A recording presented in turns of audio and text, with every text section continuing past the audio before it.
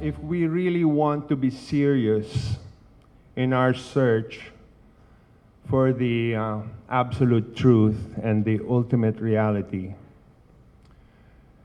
and really want to know the purpose of life and the meaning of existence, then number one, it is necessary to know ourselves. It is essential to know who am I. This is the very basic.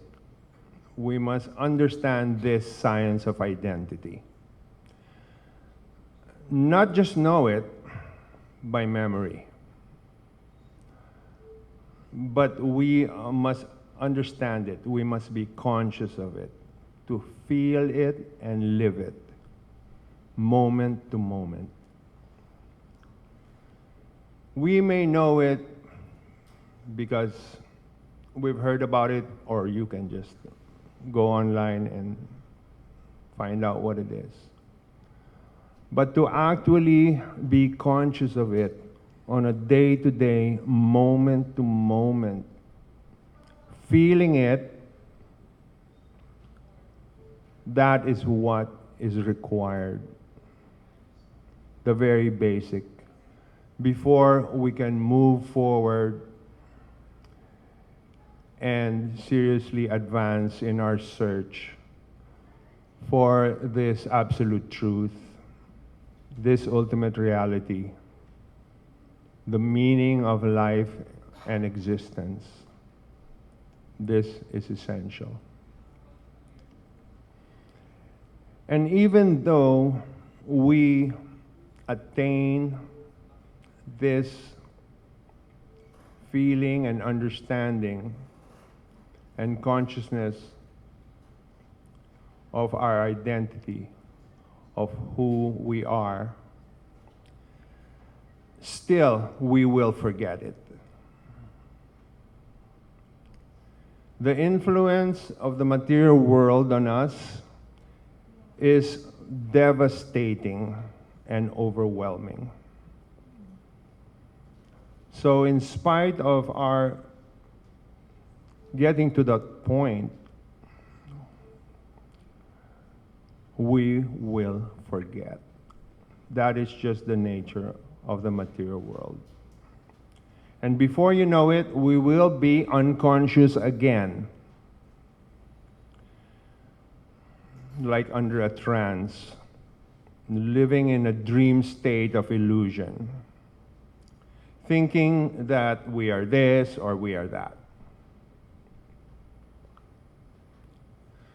This is because from the moment of our birth, we have been under the influence of the material world, under the conditions of the material world.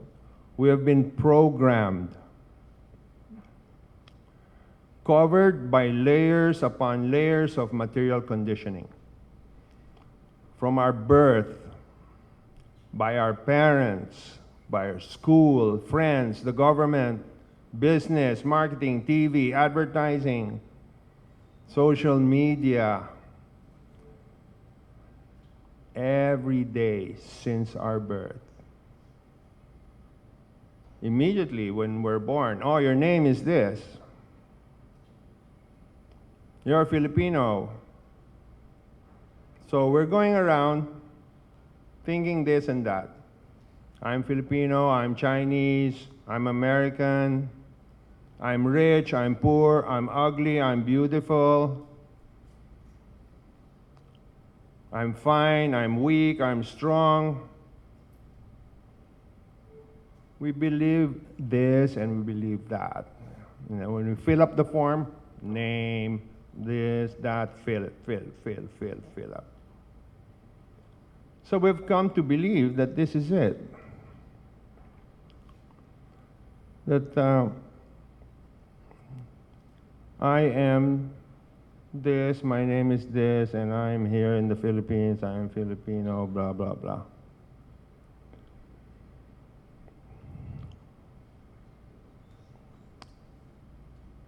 And even though we go through this and we learn that we're not, because I'm sure everybody knows who they are, who they really are, but you will forget. And the next day, you're there around, walking around again, and thinking that you're, again, your false identity. But we know that this is not us. This is not who we are. This body is not us.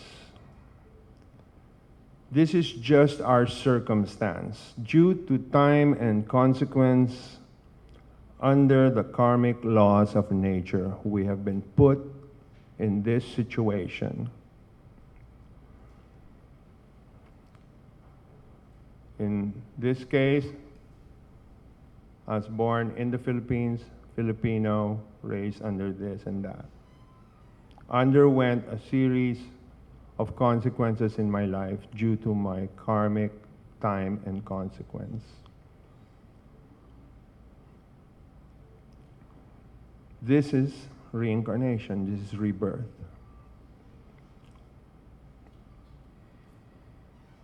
But we're not this body. This body is temporary. It's just like this shirt that we wear every day.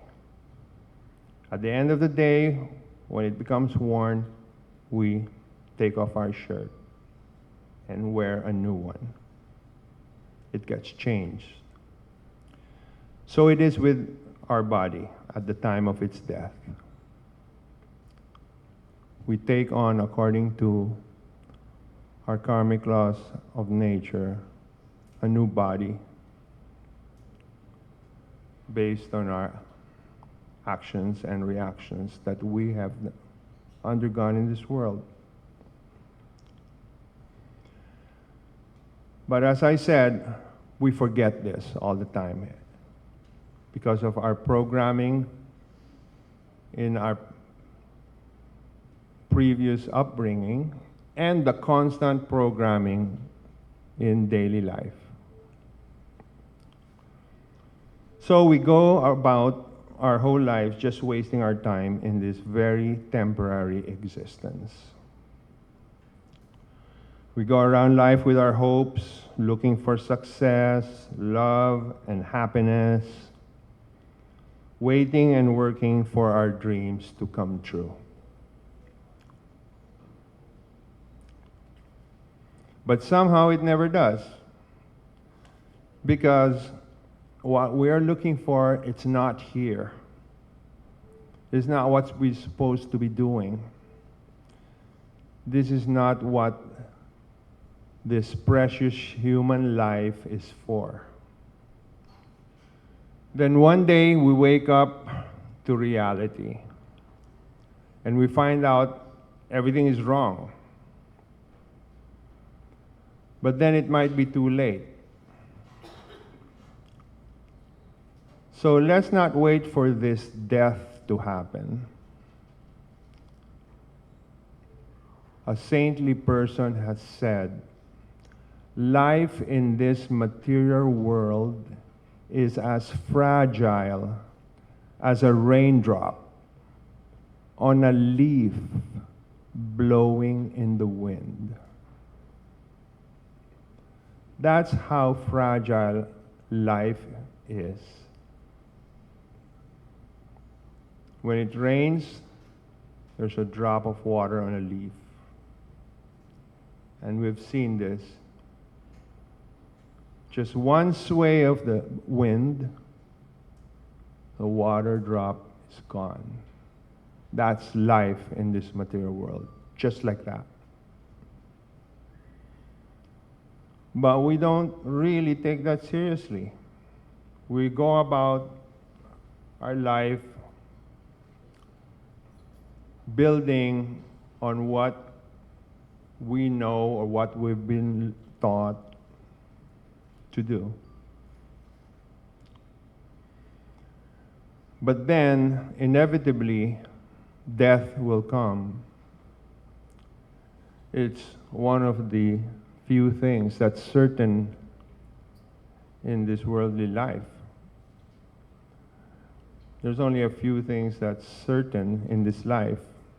Birth, that's certain, you will be born. Disease, yes, that's for sure, you'll get sick. Old age, you will grow old. And death. Everything else, really, it's a toss coin. Maybe yeah, maybe no. Only those four things. But still,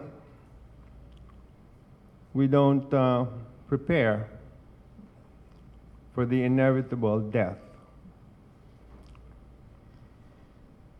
We're in some kind of denial. Now, death, we should take seriously. If you want to know what it feels like, a death experience, we've all felt it. You lose something that's valuable to you, your wallet, your cell phone,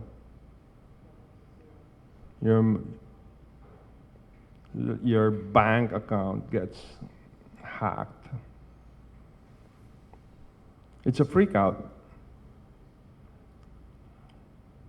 You go into anxiety and stress.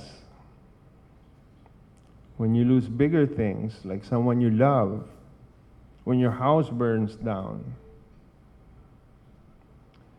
you go into major stress. We've all experienced it in our life when we lose something that's valuable to us. Now, you want to know what death is like? It's when you lose all of those things all at the same time. All.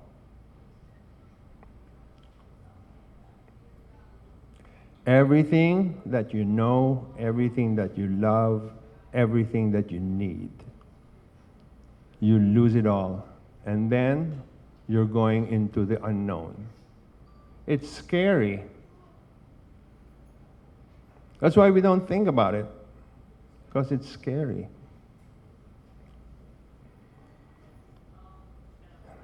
It's a fearful thing.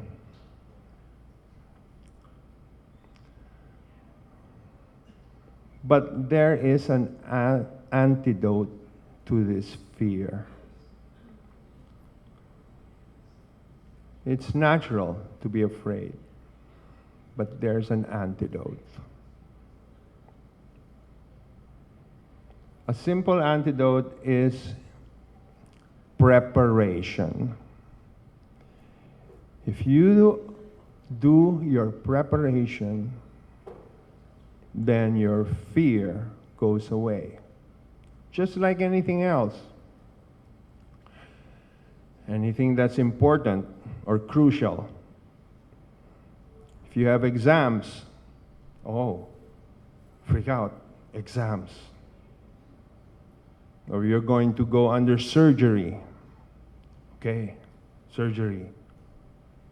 Or if you're going skydiving or bungee jumping, that's scary too. You're going to war, that's scary. So what's the antidote to the fear? You prepare. If you prepare, then your fear goes away and you take the exams, no problem.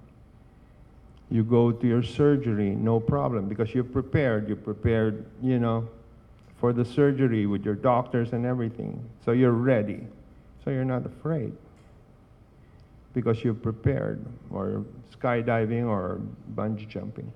You've prepared. You're entering a contest, you're prepared. A competition, you're prepared. So preparedness is the antidote to fear. So similarly, we must prepare for death. And our fear of death will go away. And we will not be afraid of death, because we will understand what it is. So let's not get shocked about it. We know who we really are. We prepare. and that's it. But anyway, so we've come down into the material plane. Now, this material plane, in this world, science has shown that there are 8,400,000 species of life just here in this particular world, in this particular planetary system, in this particular universe that our time and circumstance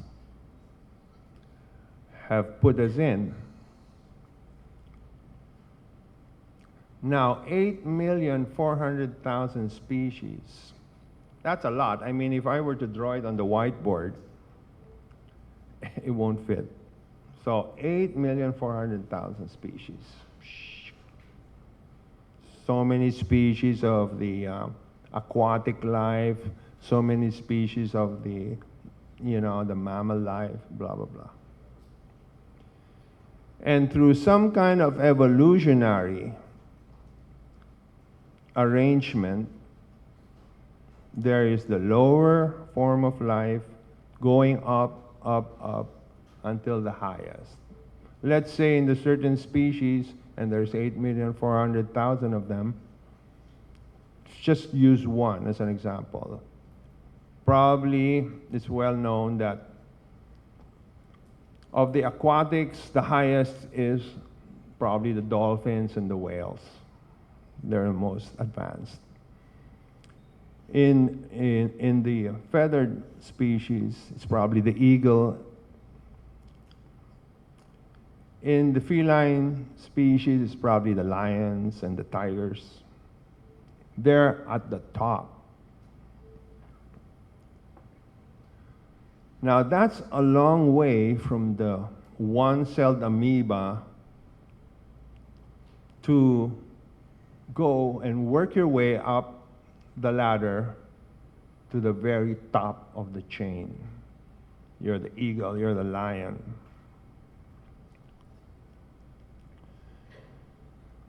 How many hundreds of lifetimes will it take you through time and consequence and through the karmic laws of nature to rise up to the top chain? How does that happen? How does it happen? No. Okay. This is how it happens. For you to advance to the next stage of life in the animal kingdom, okay? That living entity has to die a natural death. It dies a natural death, then it goes up, 1. Dies a natural death, goes up 1. Dies a natural death, goes up 1. Doesn't die a natural death, like somebody kills it, repeat that level. That's why there are some certain societies that, they're so careful. This is why we have, people like, the vegans who are like, the vegetarians. They protect the animals. They kill the animals. There's some people like when they walk, they're sweeping because they might step on. You don't want to disrupt nature. You want to kill something because then you make it so that living entity has to repeat that life until it dies a natural death. So anyway, work your way up all the way to the top, and then you're at the top of the chain. Eagle, lion, whale, dolphin, whatever. You're all at the top. How long did it take you to get there? Who knows? But that's the way it works. When you're at the top, what's the next step? Top of the species, the human. we're at the top. So here we are, okay? How did we get here? Who knows, but that's the way it works. Now, when you get a human birth, a human body, the human form of life, you get the ability that the animal kingdom doesn't get. 3 additional elements are added to the 5. The 5 elements of material nature are earth, water, air, fire, and ether, or the quintessence. And you can study that, you can Google it, or we can have a class about it, but that's how it works. When you get the human form of life, you get the 3 additional elements: mind, intelligence, and your ego. Those are the 3 that the animals don't have. Your mind, your brain, your thinking capacity, your perception, your memory, that's your mind. The intelligence, that is your intellect, the ability, your wisdom. Your ego, that is your conscience, your consciousness, your awareness, your conception. That we have. When we get that, we have the ability now to figure out who we are. That's when we have that chance. Because with those 3 additional elements, we can figure out who we are, our identity. The animals, they can't. They just basically go on instinct. That's why they don't incur any karma. Their karmic consequence is they have to die a natural death to advance to the next level. They don't get any karma if they start killing each other, because that's their instinct, that's their nature. They have to work out by dying a natural death. We, on the other hand, when we get the human form of life, we are now under the laws of material nature and under time and consequence of karma.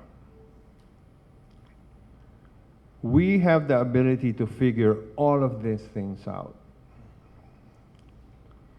But what do we do instead? The human beings, most of them, what do? We simply sophisticate our animal instincts. Our programming, our background of being in the animal life for who knows how long, we simply sophisticate all of that. And live the animal life. No one's really using their 3 additional elements for the purpose of higher learning or figuring out who we are. Everybody's just like, okay, let's, try and dominate as much as we can. Let's fight as much as we can. Who's better, make better weapons. All the things that the animals do. We just, totally advance it to the next trillion levels. And this is called progress. This is not progress at all, because we are now in the last age or cycle. There's 4 cycles. We're on the last cycle. And this is the worst of all. Our human life maximum 100 years. But nowadays, it's not even reaching 100 years. In the previous ages, cycles, lifespan was 1,000 years for a human. In the former cycle, it was 10,000 years. In the first cycle, it was 100,000 years. During those times, like in the first cycle, people could fly. They don't need airplanes. That's why here we think we're so advanced. Wow, we just like invented this new airplane, or what a wonderful thing, the cell phone, we can communicate wirelessly. In that age, people flew and communicated wirelessly without these gadgets, without pollution.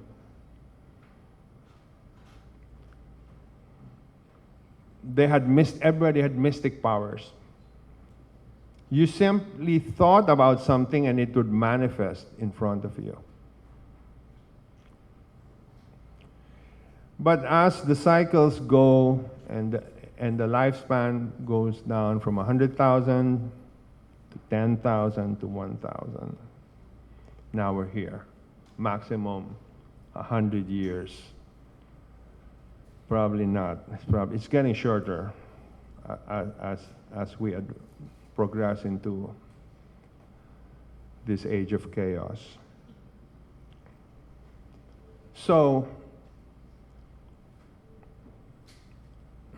we have to make do with what we have. We don't have 10,000 years of life. We have 100 years. So let's not try and attain something that is impossible. Mystic powers, well, to get the minimum mystic power, you need to meditate for at least 100 years, and that's to get a small mystic power. You don't have, that means say your whole life you'll meditate. When you die, you got your mystic power. Oh, time's up. What do you... Anyway, so we're all endeavoring for these things. Now, what is it that most people in the world endeavor for? The top three things people endeavor for in this world. Number one, money. That's number one for sure. That's what it's all about. Number two, power. And number three,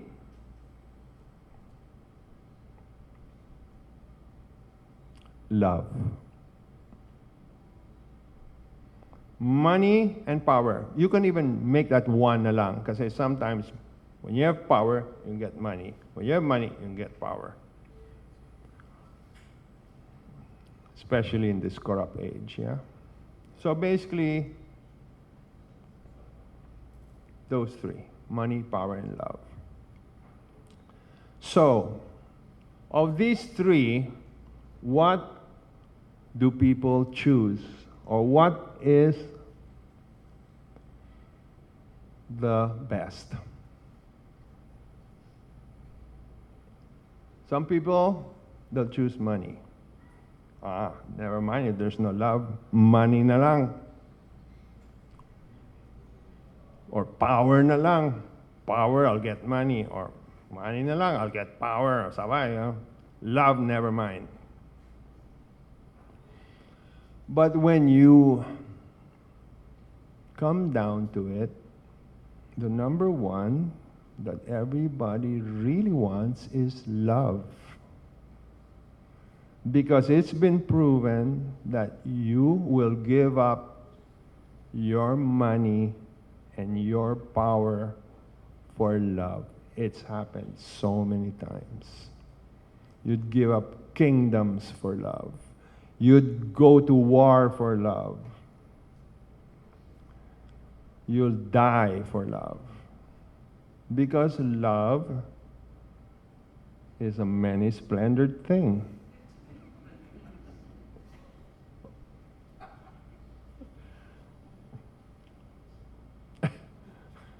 It is. No, it really is. I mean, haven't we all been in love? So nice, di ba? Wow, I love you so much. And then when you're separated, like, I miss you so much. I miss you. It's like, I'm gonna die. Such a nice feeling, love. That's why when you find true love, you'll give up. Like, what's his name? The King of England, yeah? He abdicated his throne. I mean, he's the King of England. Gave it up for love. Crazy guy.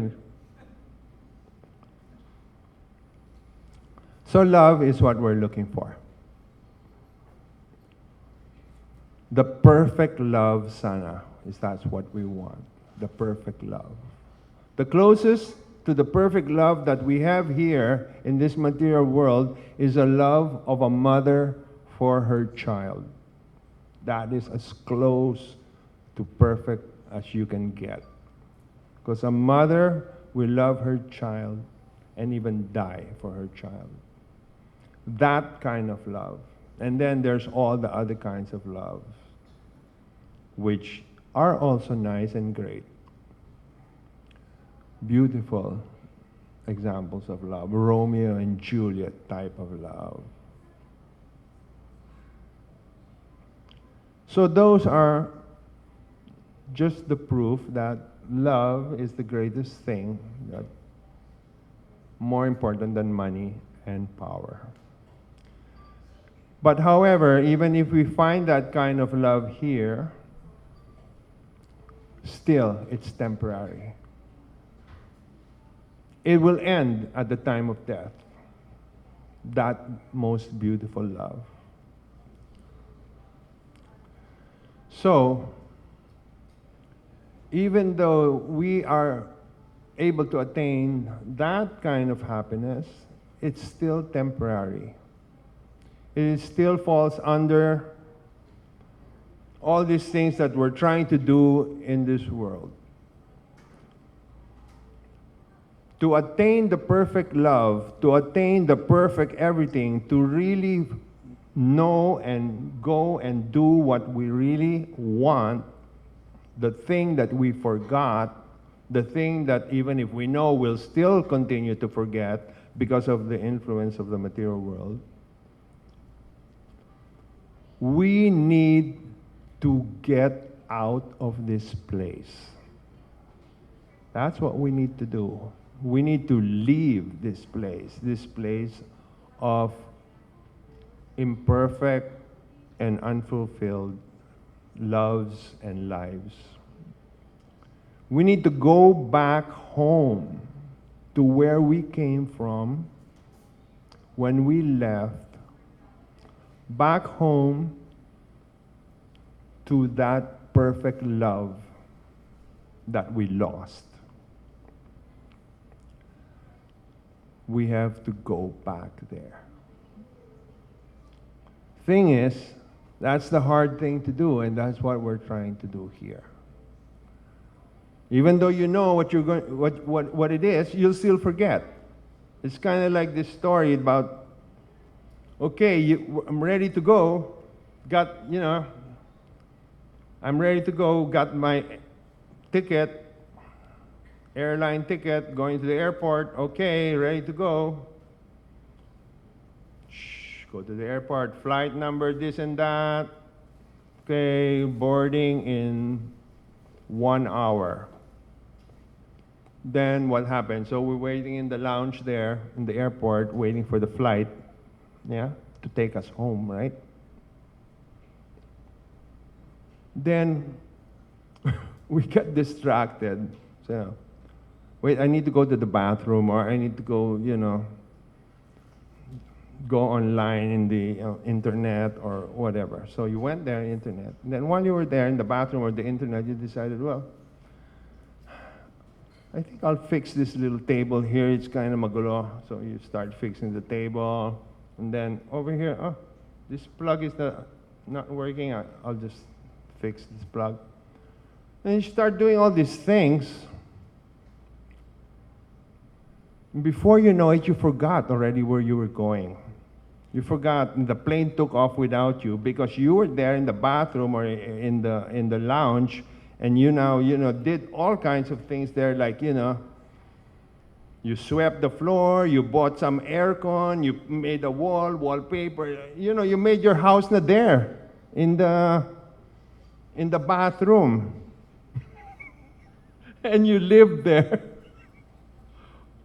for a very long time. And you see, that's what I'm talking about. You, even if you know and you're already going, you can still forget because it's so strong, the influence.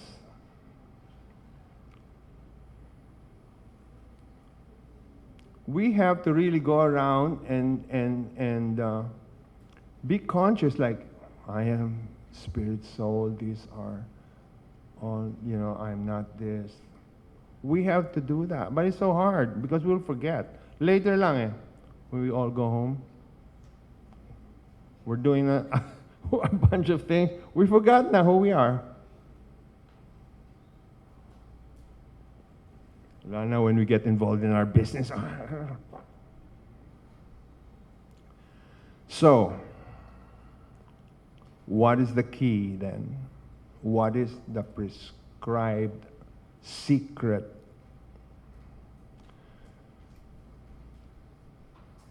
The prescribed method for liberation and enlightenment to attain nirvana in this age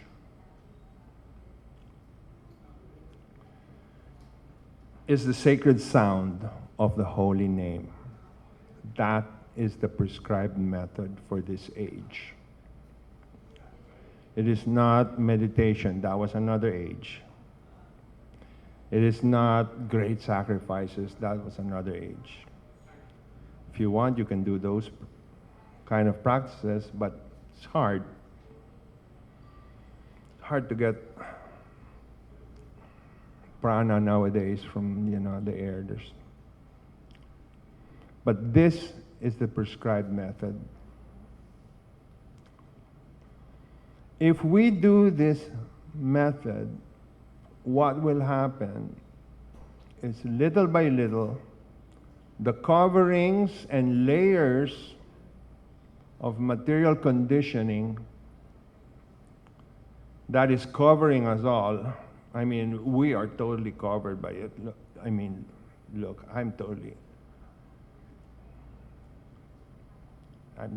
this is not me. I'm the person inside looking out of these eyes at you. But I'm so covered. But by this prescribed method, we start to strip away these layers, little by little. And what's beautiful about this prescribed method is a descending method. It is coming down. It is a gift from above. We don't need to do any empirical process. This is a gift. It's descending. It is coming down. It's given to us. We only have to do it. There's no hard and fast rules. There's no qualification. And because it is a descending process, it's mercy from above, then the effect will all be the same. It will start cleansing you and taking away little by little these layers.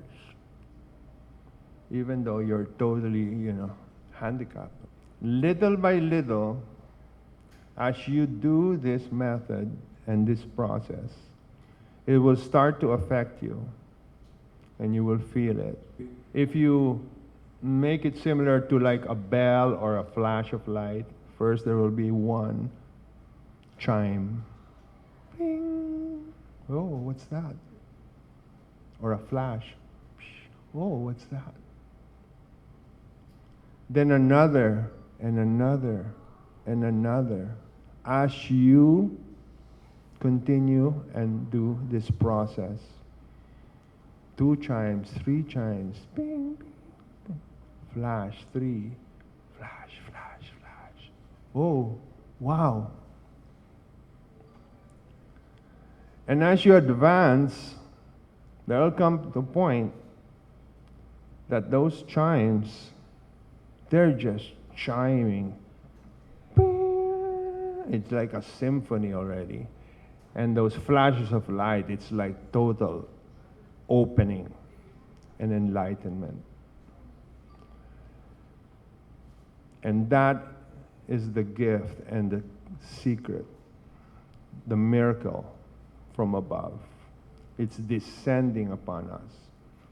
You don't have to work or do anything to achieve it.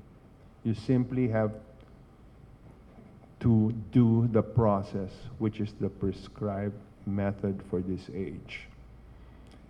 And there will be no other way. There is no other way except this method if you want to attain enlightenment.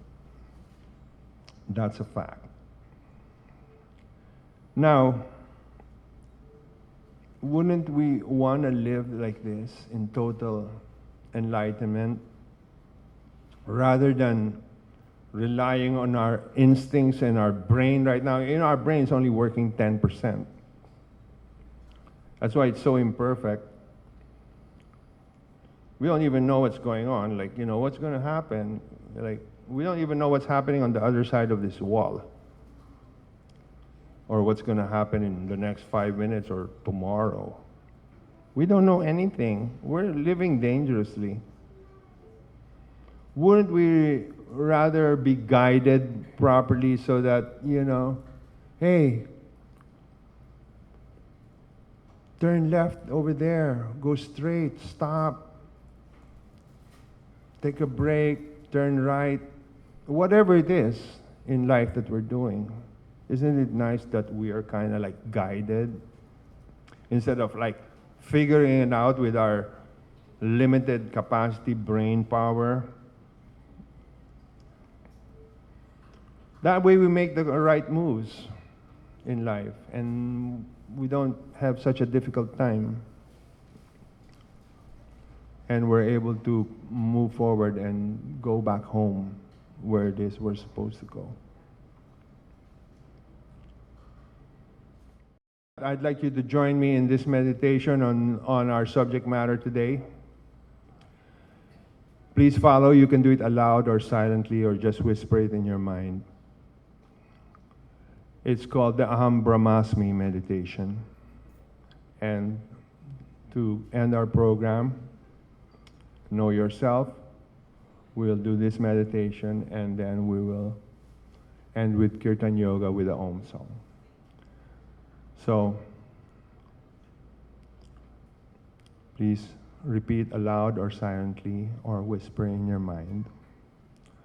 Aham Brahmasmi. I am spirit soul. I am not this body. I am the person inside this body. I am the eternal living entity. I am within this shell. I am a spiritual being,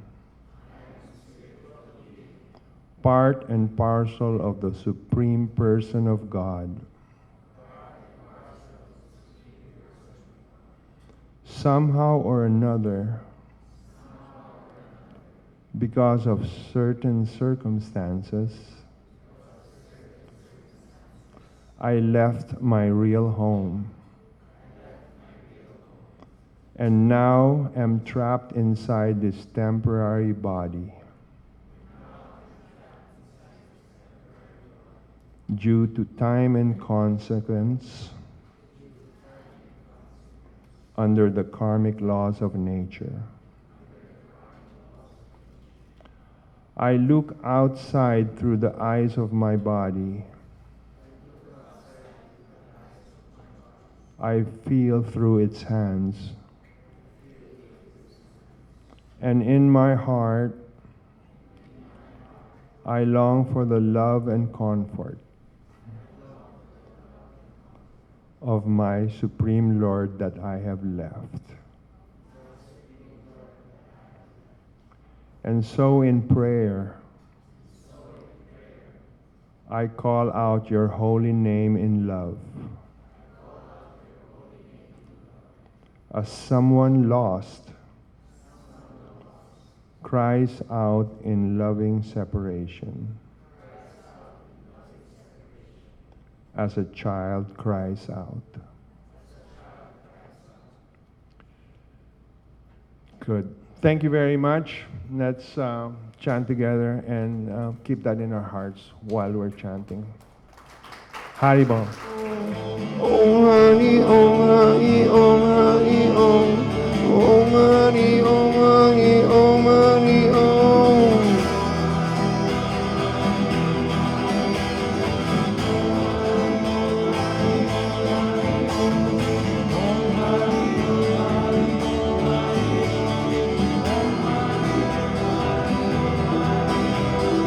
Om Hari Om Hari Om Hari Om. Om Hari Om Hari Om Hari Om. Om Hari Om Hari Om Hari Om. Om Hari Om Hari Om Hari Om. Om Hari Om Hari Om Hari Om. Om Hari Om Hari Om Hari Om. Om Hari Om Hari Om Hari Om. Om Hari Om Hari Om Hari Om.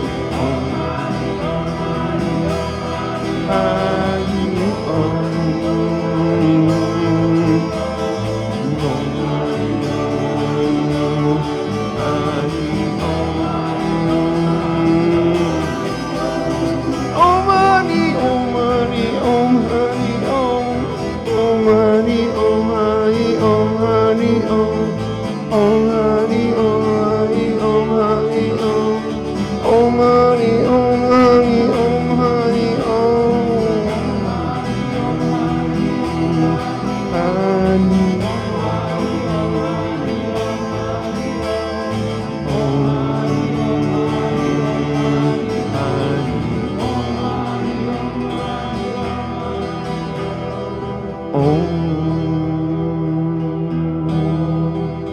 Hari Om Hari Om. Om Hari Om.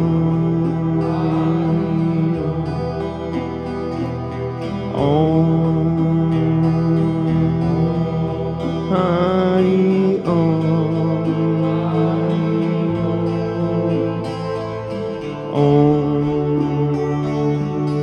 Om Hari